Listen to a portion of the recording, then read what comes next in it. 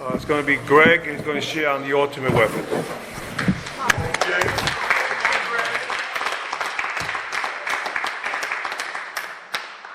Good afternoon. My name is Greg. I'm an addict. I'm standing up. First, let me thank God for getting me here, getting us all here. Thank God again for making this happen in my life to get to recovery. Congratulate on Ash Clean Day. Definitely a miracle. Before I get started, this is a message I shared this afternoon does not belong to me, belongs to Narcotics Anonymous.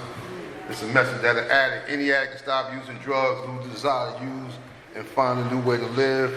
Prior to Narcotics Anonymous that was formed on me, it was about slick way of resistance. Come from Patterson, New Jersey, Silk City area.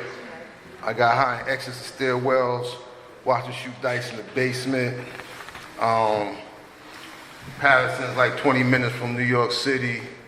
I've been all up and down Harlem, Bronx, you know, those type of places where I used that, ran through. And my topic is ultimate weapon. I only found that one place in the literature, and I ain't gonna go straight to that. I just need to tell y'all, you know, I'd like to thank the committee for asking me to come and asking Trish, yo, when she had a book, I said, all right, I feel more comfortable so I can crack my literature and I feel, you know, like, yeah, here come one of them literature quoting motherfuckers coming up in here. But, I got a story too, right? She says a couple of things that, you know, I was going into that direction as well. I got to Narcotics Anonymous based on my last drug charge. I hustled where I lived. I lived in the Towers in Patterson, right? Me and this other brother, we had to sit, you know, and he took all the weight because I was like the financier. I had the car, and we was going back and forth in New York, and he was the seller. And we got knocked off. I got all these charges, transporting, this, that, and the other, you know. So what I did was, I said, I'm gonna stop selling where I live at, and I'm gonna take my man, this brother that was in jail with me, right? He said, yo, man, I like you, man. You good, brother. Won't you come up by me and hustle? And I took him up on this offer. It was on 12th Ave. His brother's name was Scoochie. And I remember I was selling for him first, right? But during that time, I had to get through probation. And that was the difficult part because I kept using. And I kept doing stuff like drinking vinegar, all kind of shit to pass the drug test. Until I couldn't do it no more.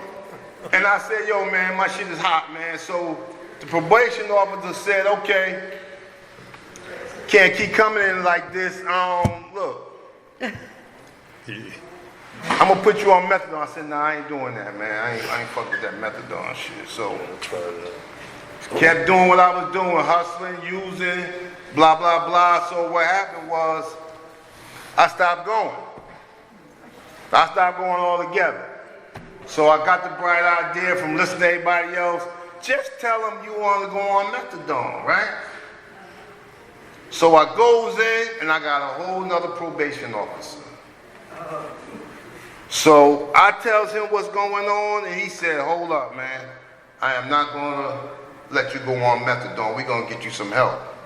So he started calling places, right? Unbeknownst to me, right? Because I did that, came in recovery, that I had a loving and caring PO officer, and I don't know, he never told me he was a recovering addict. All I know is he would not let me go on methadone. Right? The topic is the ultimate weapon. Right. And some of them are in treatment. Mm-hmm. You never know who got your best welfare. But we come in afraid and think we know more than the help. Part of my process of recovery was getting the sponsor early. I got a sponsor real early, and I was calling them. I had a girlfriend who was still using. I called him up, said, Spons, what's up, man? He said, how you doing? All I could say is she's still using. He like, huh?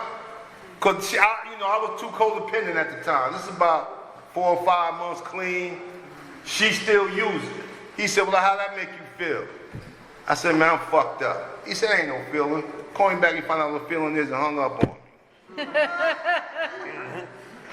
Next day, call him back. How you doing, Greg? Yo, man, she's still using. He said, huh? How you doing? Man, I just told you. She's still using. So third day, called them the same thing. He said, listen, man, either you feel angry, disappointed, sad, betrayed. I was 30 years old and I didn't know I had feelings. Somebody had to tell me. I had no idea, right, that I had all these range of feelings, right? And I remember coming in the room one day of Narcotics Anonymous and I raised my hand and I said, yo, man, I feel like using. And the recovering addict came behind me and said, Greg, using is not a feeling, it's a thought. Find out which feelings lead to those thoughts. See, I could never process none of this before I got here. The topic is ultimate weapon, man. So I had a friend that I used with from smoking weed till he got clean before me. He's no longer with us, and I'm still angry some days about that, right? But this brother, man, he would loan me money, let me get high, stuff like that, man. But he was the one, man. He was my hope. I come from a place where I lived on the 13th floor in a building, apartment building, 15 floors, right? I lived at 13K, but I copped at 13M. You understand? They were still pumping downstairs, right? I got clean at ground zero. There was no other way out for me but to walk past them cats with my literature in my hand while they was hanging out in the park still doing what they did. Because unfortunately, right, even though I was a bum, I didn't look like a bum. You fucked up, but you got that appearance. Yeah, me. Based on my parents giving me a place to live. I remember my mother and father bought me like 3-4 Levi suits. A black one for Christmas. I'm talking about I'm using. Because they wasn't going to let me go out there looking like that. That's what kind of parents I had, right? So before I get to the mini mass of using, we got mass here in recovery too. Right? So part of my process, right, I was getting all type of help, right? Not looking for it. I was only looking for the absence of pain. I wasn't looking for no solutions. I wasn't asking for no help, right? I need to get this paper signed. So when I get on probation, it might be another way I could hustle successfully. But as I kept coming, I started liking y'all. I started enjoying being around y'all. Even though I had reservations, I could accept that I was fucked up too. Took time now, because y'all said y'all was fucked up. I hadn't got there yet. But I knew my life was unmanageable. So I'm doing step work with the one sponsor, the one that told me about my feelings, and we clashed. So I get a new sponsor, right? But the new sponsor already took me to retreats, all that other stuff. Took me and Danny to a retreat, and also me and the sponsor, we real cool already. Taught me about traditions, So I remember, because he was a mailman, so I used to catch him on his route. So one day I said, yo, man, me go up here and talk to him. So I said, look, man. It's this big buck girl in the rehab keep pushing up on me, man. And he said, huh? I said, yeah, man, it's just this little, this little thing up here. So I'm talking, I'm just running my mouth. Yo, man, pushing up on me, He's like, yeah. Ain't you in a relationship? I said, yeah, I'm in a relationship. What that got to do with it, right? So I'm still talking. So he's like, did you tell her you in a relationship? I said, no, I ain't tell her. Why would I do that? I'm not going to tell her I'm in a relationship. So he's like, why not? Yo, man, I'm just going to tell her what I think she want to hear, right? So he delivered me, I'm walking with him. He said, man, tell her you in a relationship, man, see how your mat game is, right? just tell her, it's telling you a relationship. Said, bro, I ain't telling her. So we walking, and he just said, man, you relax. And I'm walking with him, I'm like, how I relapse? I ain't touched nobody. He said, listen, man, the relapse happened long before you pick up. Ooh. See, my reservation, my way of looking at things, the way I feel, right, for instant gratification is at all costs. I could abandon self, because the literature already told me about dereliction by the time I'm getting there. I'm already learning how I do not know how to accept my realities, right? That I'll cause harm if I want to use, no matter who's involved. Hurt parents, loved ones, the literature mentions all that, right? Can't accept sometimes the consequences until after they happen, which I could have prevented because I had people already talked to. Part of this process of recovery, man, is that we don't get better overnight. The ultimate weapon of recovery is another recovery now, according to the literature, right? Let me get this. Recovery is what happens in our meetings. Our lives are at stake.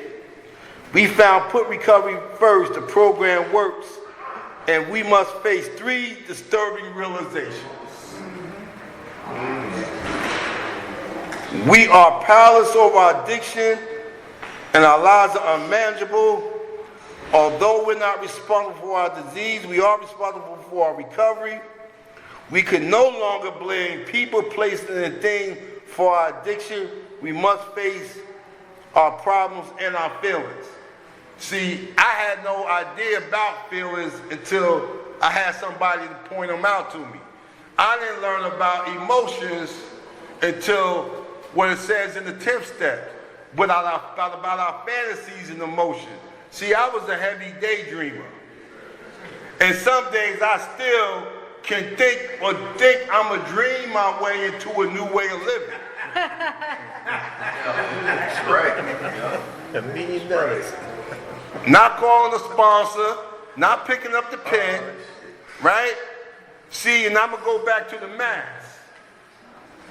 The vehicle, you got a nice vehicle, you got a job paying you, all that stuff don't got nothing to do with who you are on the inside. It's easy to fool the public, but you got a higher power. I hope you got a higher power. Can't fool your higher power, right? The lessons we learned in Narcotics Anonymous and recovery are sometimes bitter and painful. That's in our 12th step. We don't automatically come in here and start changing. So the ultimate weapon of recovery is a recovering addict. We concentrate on recovery and feelings, not what we've done in the past. Old friends, places, and ideas are often a threat to our recovery. We need to change our playmates, playground, and playthings. How do we do that? We start coming to places like this and start meeting up with people we never met before. We start generating courage and asking for help. We start to believe that we worthy, right, of something. See, before I got here,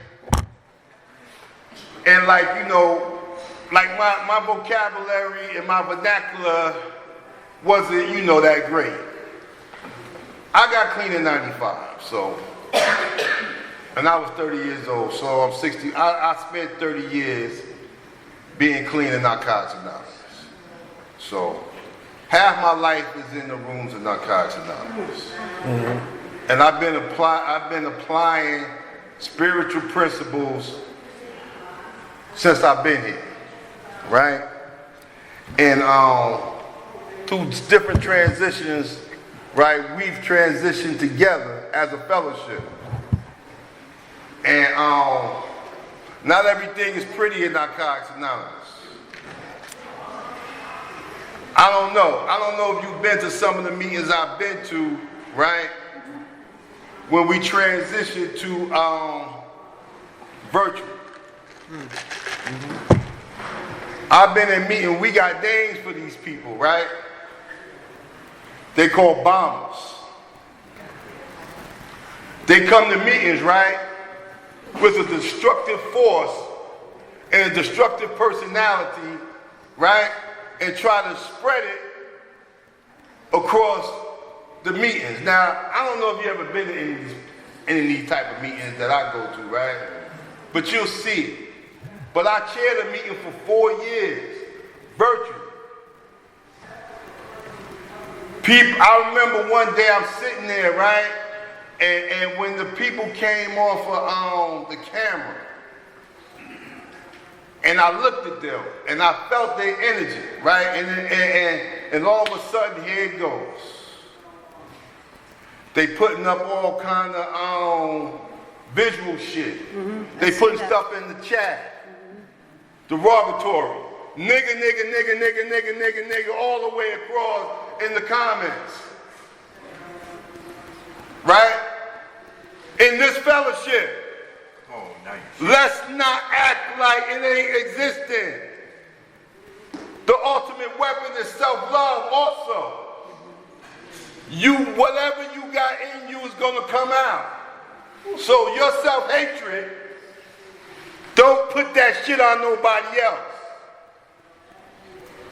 Don't put your bullshit on nobody. If you can't help somebody, if you can't be an ultimate weapon, you got it coming.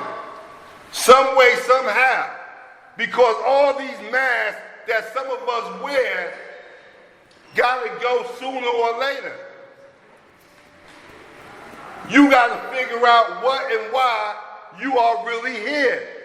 To accumulate material things is also the lower power's job too. It's also the lower power's job. You can't tell me that I can't rob and steal and buy something from it. I did it already. I already know about that side. But we talking about that slow money. When my first job in recovery was $6 and some change, right? Even though I went to school and I had a skill as an electronic technician, I couldn't get back in that field. I was out too long. I had to start doing things I could to build myself up, right? But it was other recovering addicts that gave me the hope. They kept telling me, man, look, the ceiling is unlimited. It's what you put on yourself. And be careful who you be around, right? So part of my problem is acceptance. You know, I gotta accept that everybody ain't gonna like you. Everybody don't care for you, right? Or me, I'm gonna say me personally, right? Because if I'm doing well and you mad at that, might not have nothing to do with me though. Right. It's some acceptance. There's some people in here, man, You know, even though I got 30 years, they got more time than me. See my sister over there, I see my man back. Look, these people have accepted that they have the disease of addiction just like I have. That I cannot play with God's grace, mercy, his blessings. Because what it does is it tears down my spirit when I keep participating in things that I don't want to talk about. My man just walked. I remember when he said, listen, if you worrying about things from the past that you can't, that God can't change, who you think you are? See, there's certain things that I can't change about the past, but who I am today and who I'm trying to be is my goals. You know, as we set goals in here and we can achieve them, we can't forget that the power of the program is only limited to a daily process. I remember a sponsee of mine, right? We was in the library. Downtown, not downtown, on Broadway, right? Well, we used to go in there and get them big ass dictionaries. So my man, right? He wrote down the definition of reprieve, because we said we only get a daily reprieve. When he read it, right, that it was a pardon, a pause in the execution, that's what Narcotics Anonymous is telling me, that we only get a pause in our disease daily execution that is trying to kill us. Come on, man, you can't be telling me this. But check it out, what it's telling me, it's going to kill it, but it's going to give it to you to do it to yourself. Wow. It's not telling you to go out that somebody else is going to try to execute you.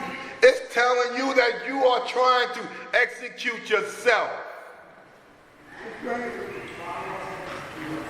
The ultimate weapon of recovery, man, we have to learn how to open each other's minds up to believe that we ain't who we think we are on certain occasions, right? So we can accept and start to change. I already said my problem is acceptance. Some things I don't think I am, but somebody has to restore me to sanity, because if I could restore myself, I would have did it a long time ago. Would have never had to come up in here. Right. And the ones who think they can do it now, like I already know I can, but just say if I thought I could, Greg, where you get so much power from that you can remove defects, right? And humbly remove your own shortcomings. The reason why it says humbly remove our own shortcomings, by that time, you understand you don't have the power. So you need to humbly ask for the help. So, in closing, right, I need to tell you, you are somebody's ultimate weapon. Yes. The day you stop using, they don't have to know what step you on. They just know there's something about you. They don't have to know you in a program. They don't have to. You are somebody's ultimate weapon. And that comes with a belief system. Because I didn't always believe that I'm capable of being someone else's ultimate weapon. So God gave me, my sponsee, her husband, my sponsee here, great traveling mercy to get here this morning. I've been up since 5:30, right? A little, you know what I mean? But I'm here, right? And another sponsee, he on his anniversary, he down here, you know. But the years, right, that we've accumulated in this program is still something that we need because we have a purpose. I was purposeless when I got here, and I learned about the lessons that suffix We talking about useless, hopeless. Take the less off, and you become hopeful. You be helpful. But that word power, you're gonna always have to leave that less on because you never want to get powerful. That's another job for another entity. Turning your power over is what gives us the power to do what we're doing, and it's not always voluntarily. But my sponsor says, and just like it says in here, right, how free you want to be. My sponsor, when I told him the story about the girl, he said, bruh, how soon do you want to get better? And like my girl says, can you stand to be blessed? Everybody don't want the blessings. It takes action, it takes commitment, it takes learning, and not forgetting that you're only human. We all make mistakes. None of us are perfect. But like she said, did I intentionally cause harm today? Do I owe any amends today? Am I really trying to be a better person?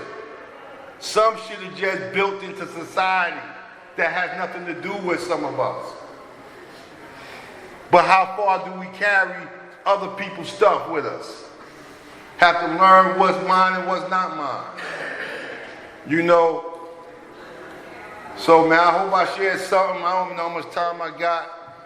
I'm just grateful for the opportunity. You know,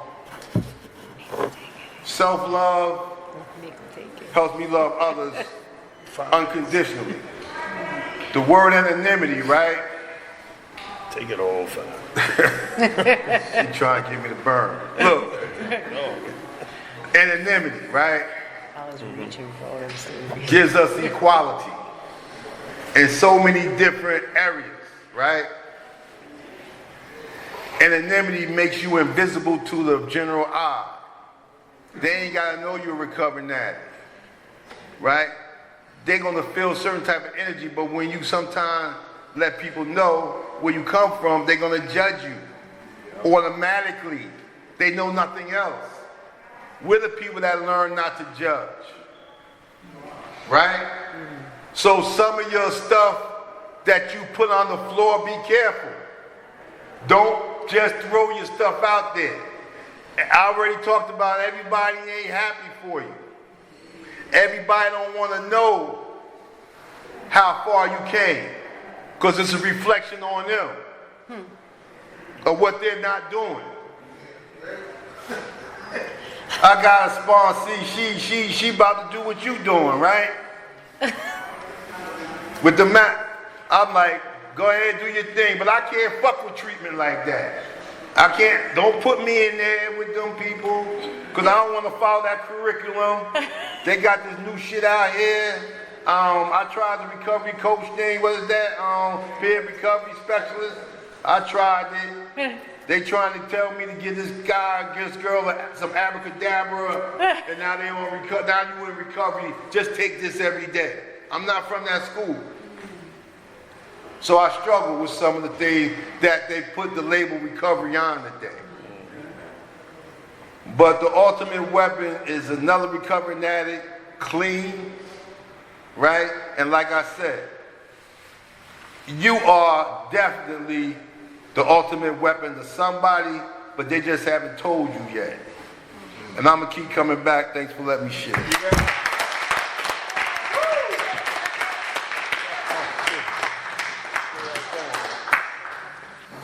I guess you bro. Oh, get them good fella. Come on.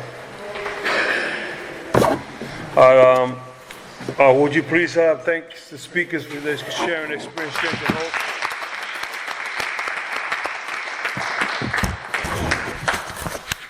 And we have